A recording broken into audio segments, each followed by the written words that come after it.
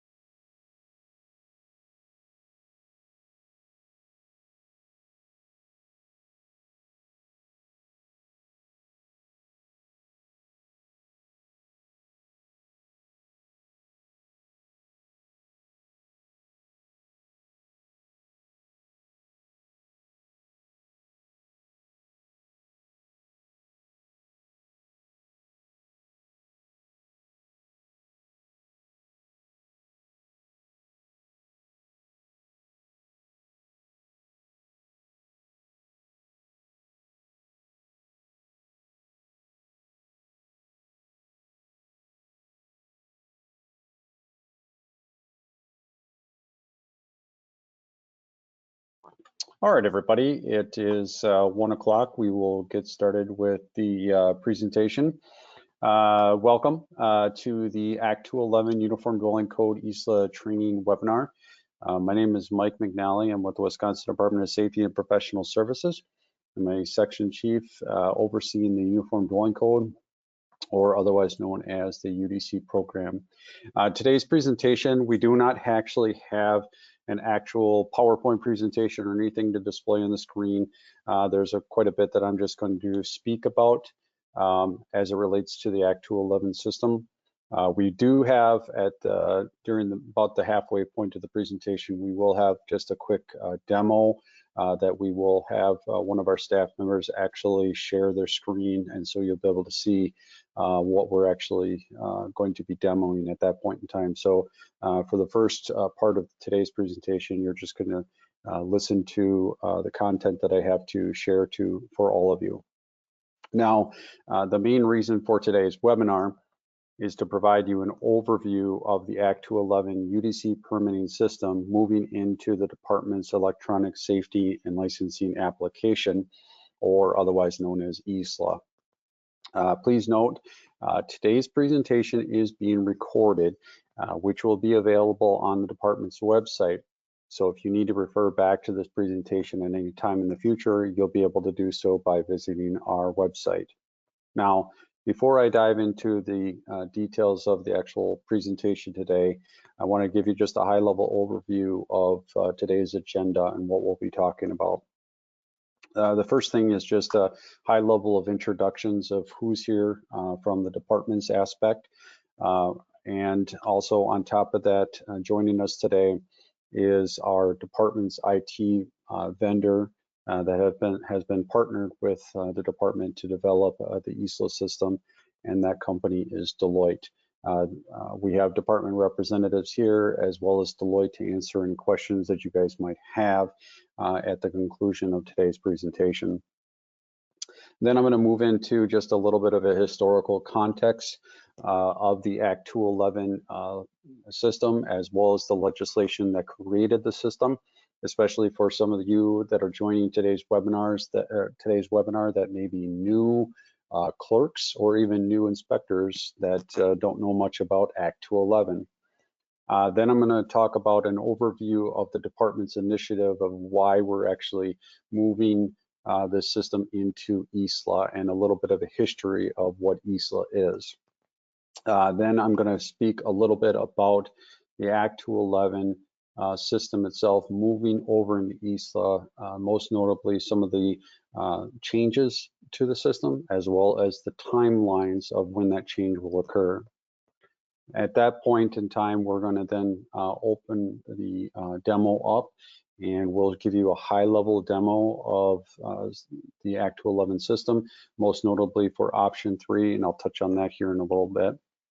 At the conclusion of the demo, we'll then give you some information about resources available to you when the system goes live. These would include things like job aids and user guides and additional information that will be available on our website. In addition to that, we're also going to provide you where you can go to ask for assistance of any questions or concerns that you might have, and where you'll be able to find those resources. Then we will open the floor for any questions. Now, today's presentation is using the GoToWebinar, which is the platform we're using for today's presentation. The webinar has a function for questions.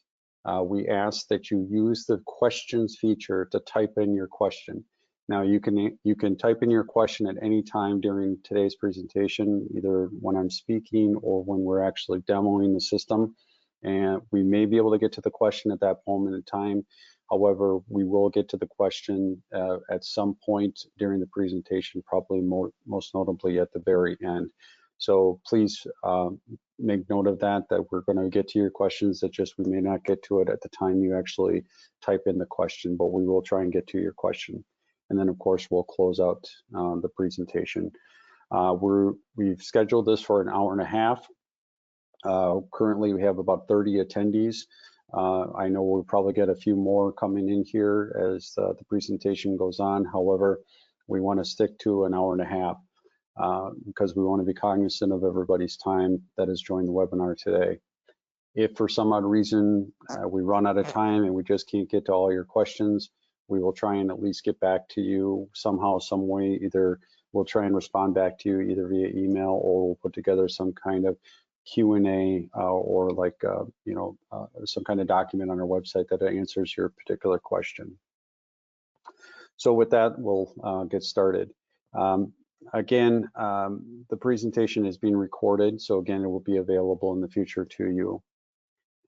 Today, from the department side, we have Etta Stry, who's a program and policy analyst with the department. She'll be handling the demo of the Act 211 system.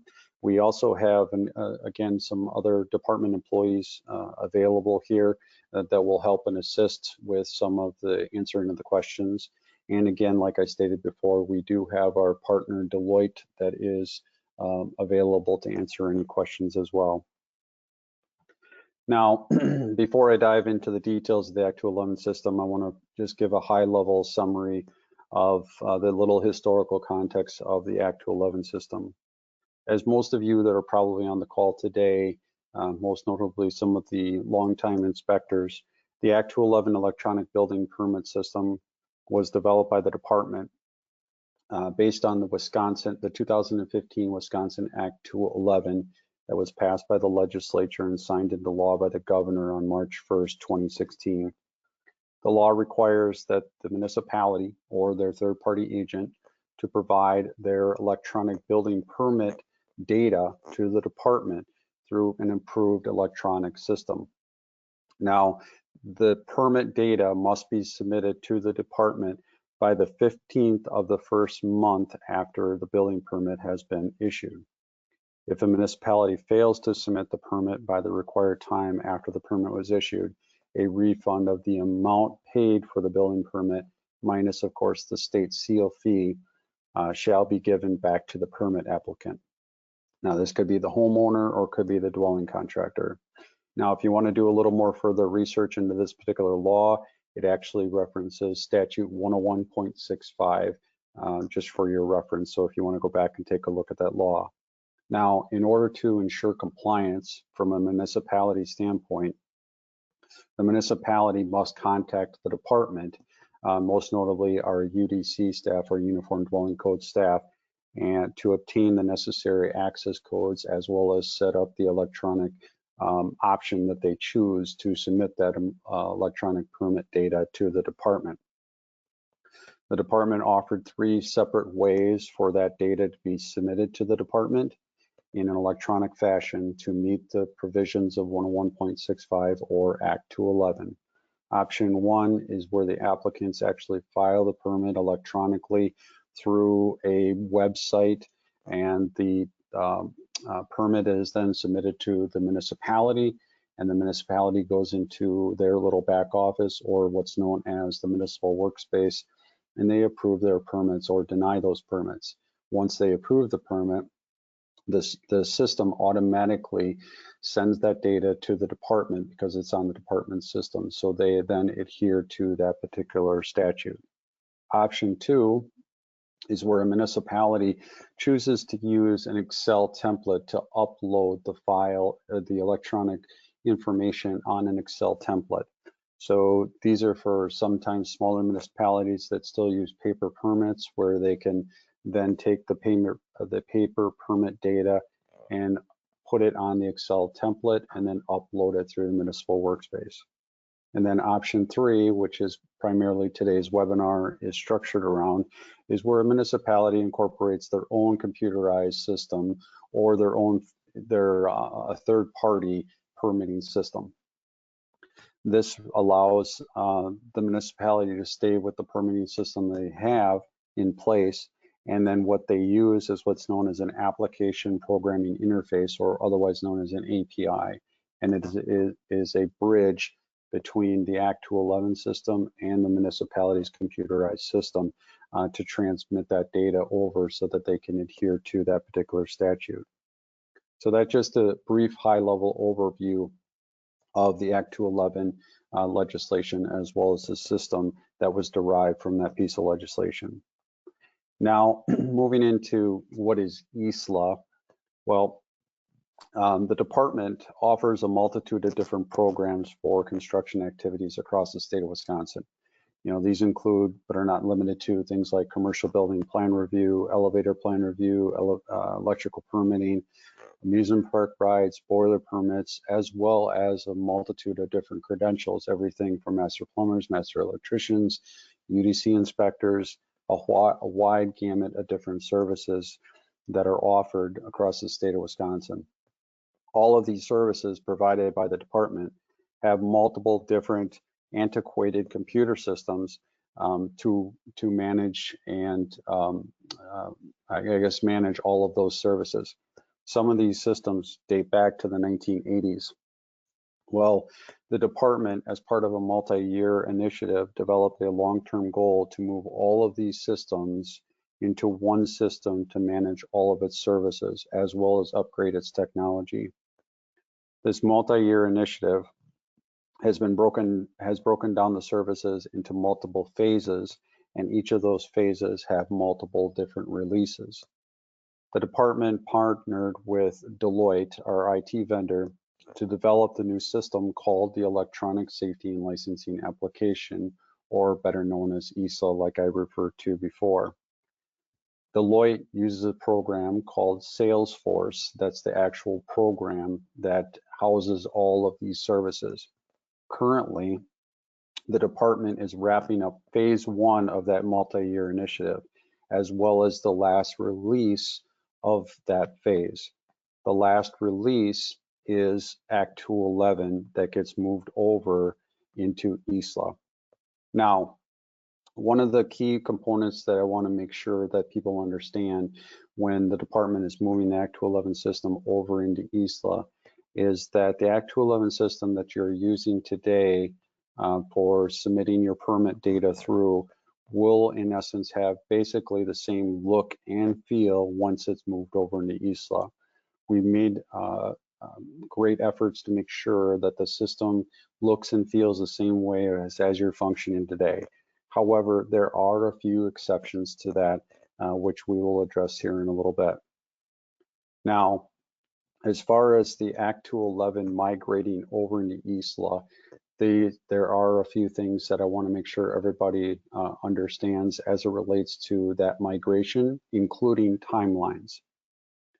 The department is going to move the Act 211 system into ISLA on the evening of June 15th, so it's probably important that you make note of this. On June 15th, the existing Act 211 system will be shut down. And the new system, when we move all the permit data and all the other things over into ISLA, it will not be available until June 19th. So this is going to be our shutdown period or blackout period. This means that you as a municipality will not be able to submit any permit data through your API using option 3 after June 15th and not until July 19th in the new system. Now, the biggest change for you as a municipality using option 3 is the fact that there will be a new API bridge or application programming interface. So you as a municipality are going to have to work with your third-party IT vendor or your own internal IT staff. If you have your own home-developed permitting system, you're going to have to work with those individuals to make sure that they reprogram the necessary API bridge data, and we'll show you that here in a minute.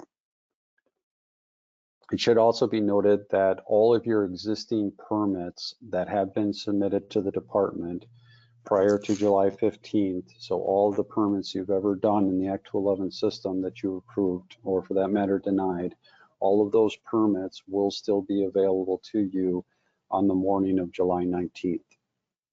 Also, if you do have a link to the municipal workspace or any other links to the Act 211 system, meaning URLs or website links is what I'm referring to here, that are saved on your internet browsers, or even that you have links on your individual municipal municipal website pages, those will have to be changed. So please make note of that. Now, one of the most important notes that I want to make sure that everybody knows about is the fact that since we are moving this entire system over to what's known as Salesforce, it is highly recommended that you use Chrome when you are accessing the municipal workspace.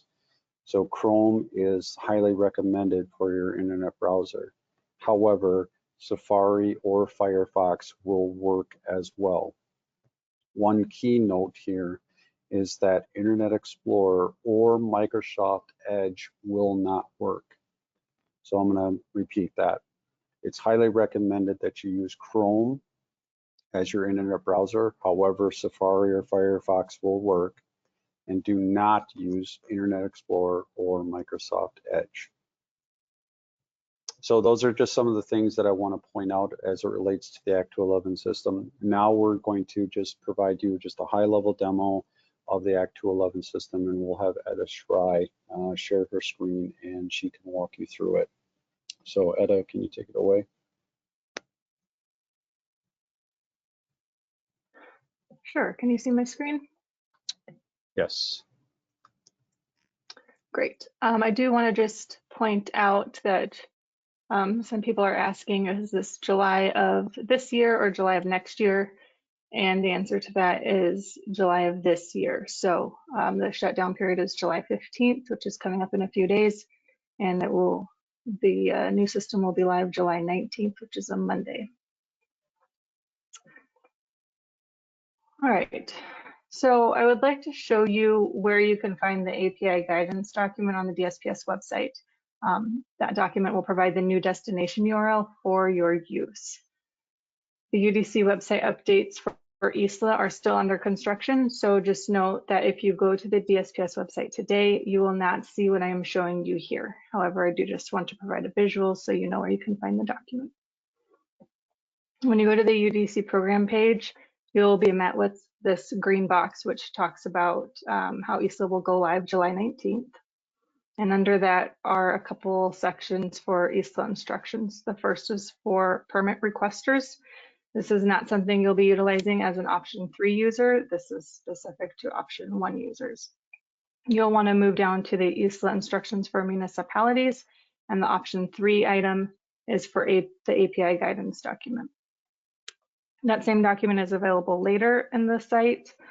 So here is the red important note that notifies you of the July 15th shutdown period.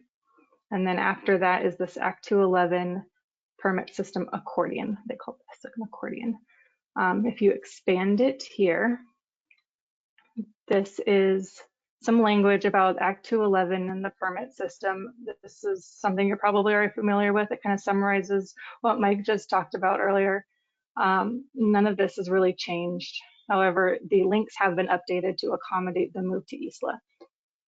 So this is the kind of the general information, and then as you move down, there's a section specific to municipalities. It talks about the different options, again, something that Mike mentioned, and again, hasn't changed from the previous system. And the number 3 here talks about the API option and has another link to that guidance document. So the same document is available here in this Accordion, as well as up here in this Isla instructions for municipalities. So like I mentioned before, this site is still under construction, so some of the stuff might move or shift, but in general, that's where you can find the API guidance document. I will open it here. Just to kind of show you what it looks like. It's going to provide information on required data and required formatting. You'll need to strictly follow the requirements for both the data and the formatting to avoid any kind of data transfer errors. It also includes the URL that we talked about, and then this is the table for the required information and required formatting. So best practice will be to periodically access the municipality workspace in Isla to verify permit information is being properly transferred. However, as you know, with option 3, you of course are not required to go into Isla. It's just kind of something that we recommend you do just to verify you are complying with Act 211. I want to show you how to access the municipality workspace. If you use any of the Isla links on the DSPS website, it's going to take you to this main landing page. Other programs, applications, and credentials are going to require that the user log in here. It's not something you need to do as a UDC inspector or for UDC permits, so you can avoid this just by going to the UDC municipal login. And if you use the UDC municipal workspace in the existing system, you'll notice that this is very similar to the old municipality workspace. You would just choose your municipality, enter your access code, and it logs you into your municipality workspace. And then from here, you can use the filter information, the filter fields, and see all of the permits that you have uploaded through your third-party software. The access code that we used in the previous page is the same access code you were given when you completed the onboarding process, so the access codes have not changed. If you're familiar with going into the municipality workspace, you'll find that this process is extremely familiar and has not changed. Other than that, I think that's about all there is for the option 3 demo.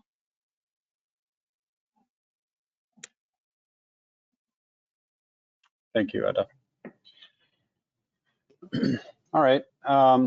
Again, if you have any questions, please feel free to use the questions tab. We'll try and address those here shortly towards the end of the presentation.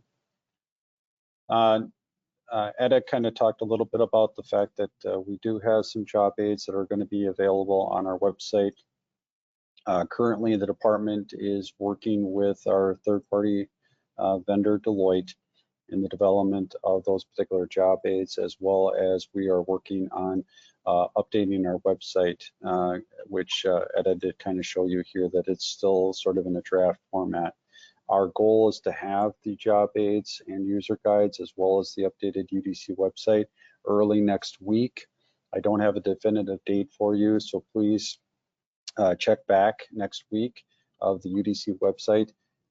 Hopefully most of the stuff will be up and running well before the July 15th shutdown period. Now, as far as context for assistance, the UDC program is always available to assist with any questions or concerns that you guys might have with this transition. I know most of you as inspectors are probably pretty familiar with our UDC staff of Jack Watruba or Lindsay Cantor. Both of those individuals you can certainly reach out to if you sort of already have a working relationship with either of them. However, we also do have our UDC tech box. Again, as most of you are probably well aware of, both Jack and Lenny monitor that tech box pretty much on a daily basis. So if you have any questions about this transition, or you're working with your IT vendor and they need some help, please feel free to send your emails to Jack, Lenny, or the UVC Tech Box. They will work with whoever at the department to answer your question. It may not be right away, but they'll get you an answer. In addition to that, we also have the ISLA support inbox or email box available.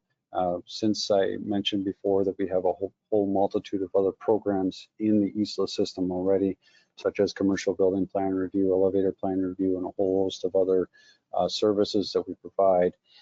We do have a team of individuals here at the department that monitor what's known as the ISLA support email inbox. And so any questions can be certainly submitted to there, and they will internally get routed to whoever needs to answer those questions and respond back to you. So that's islasupport@wisconsin.gov. Now, most of you as inspectors may be familiar with this because you currently are either applying for or renewing your UDC inspector credentials already in the ISLA system. So there's already an islasupport@wisconsin.gov email address right on the ISLA webpage that you can certainly use to submit your questions to. So that concludes basically the content that we had for today's presentation. So I guess we can look and see if there's any additional questions that have come in. John, can you see if we got any? Thanks, Mike. Looks like I've got one question that's asking, are any of the fields or data elements changing in the API?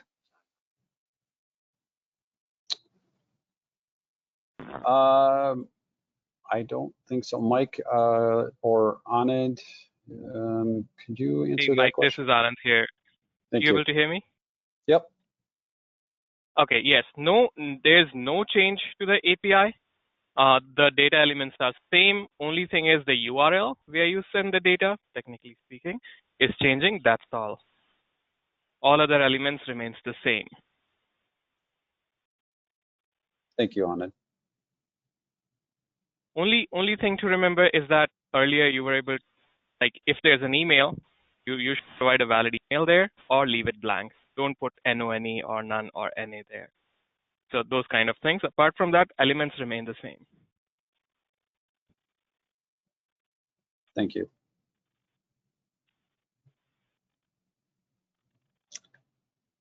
Any other questions, John? I am not seeing any other questions that we haven't answered already. There were a couple of questions asking about the time frame. And again, the shutdown is next week, Thursday, July 15th. And the new system will be back up the morning of Monday, July 19th. I have a question. I'm sorry. Go ahead and finish. I'm sorry, I didn't mean to interrupt. No worries. There's one more question that said, is there a test URL? This is coming from David.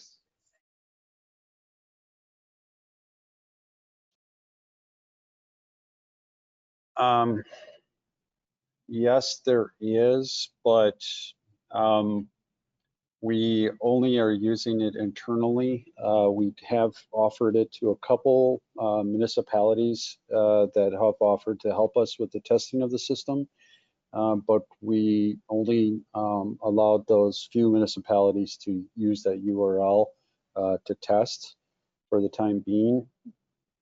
We haven't made it public. I don't think we've decided to make it public, not to the best of my knowledge. I don't know, Etta or Mike or Anand, I don't think we've offered it to all the municipalities, just a few that help test the system. Any one of you guys can help answer that question.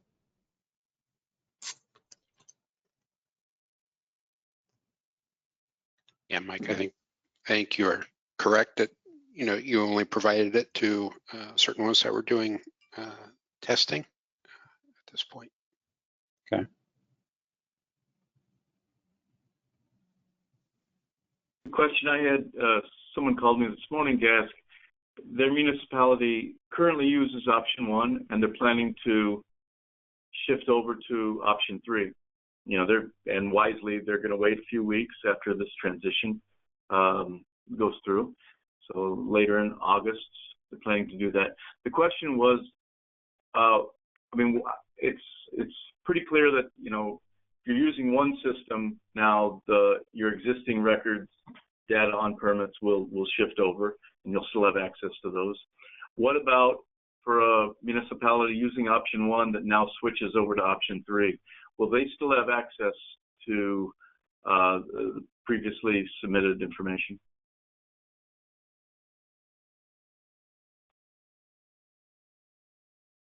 Yes, they will. All the existing data is being moved from the legacy system over into the new system. So all of those records, irregardless of what option they're using today, or if they choose to change in the future, all of those past records will be there.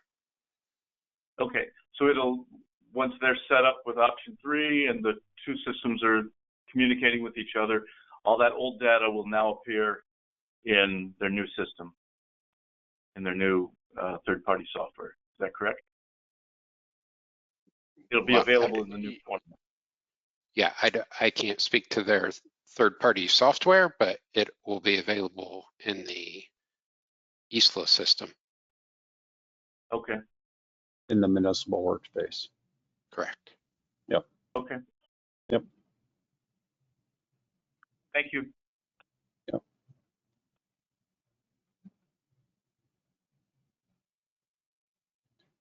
John, is there any other questions? Yes, there's one more question from Duff Lever. He's asking, hope I'm reading this correctly, lwalk.net aware of this change? lwalk. Oh, iWorks. Is it IWOQ? Yes, that's correct. Yeah, iWorks. So the answer to that question is we don't know. So obviously there are multitude of different third-party softwares out there. iWorks is one of them. That's a pretty standard system out there for a lot of municipalities. But we as the department do not take care of communicating with any third-party IT vendors that you as a municipality may use. That's something for you to work with your third-party vendor to inform them of these particular changes. So you'll have to work with them to update their URL for the API. And so you'll have to notify them of this change.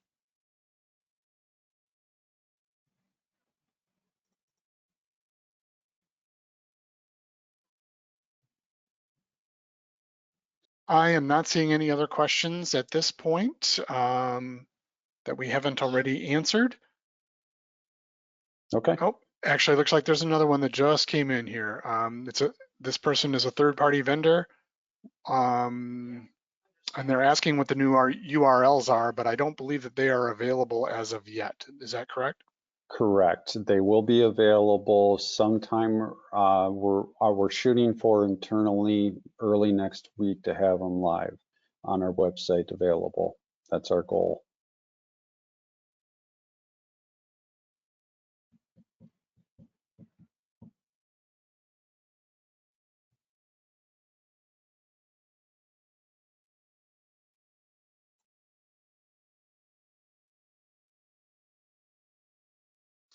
I'm not seeing any other questions. I'm just typing out the answer for that individual. If there are any other questions, please ask away. Otherwise, it looks like we may have saved folks a few hours of another hour in their day today. All right, sounds good. Well, this concludes the department's overview of the Act 211 system, UDC building permit system for option 3 users. Again, today's presentation was recorded, which will be available on the department's website in the future. So please feel free to refer back to this presentation for any questions or concerns. Again, I want to reiterate that the UDC staff that you are currently using today for questions associated with not only UDC code, but Act 211, you can certainly submit any questions to them with help or assistance with this migration, moving over into Isla. And in addition to that, just to reiterate, July 15th of this year is when we are shutting down the old system, and July 19th of this year is when we're opening it up into the new system. So please be aware of the fact that you won't be able to submit any permits during that quote-unquote blackout period. With that being said, I thank all of you for joining us today. Hopefully everybody has a safe and wonderful weekend. Thank you everybody for your time.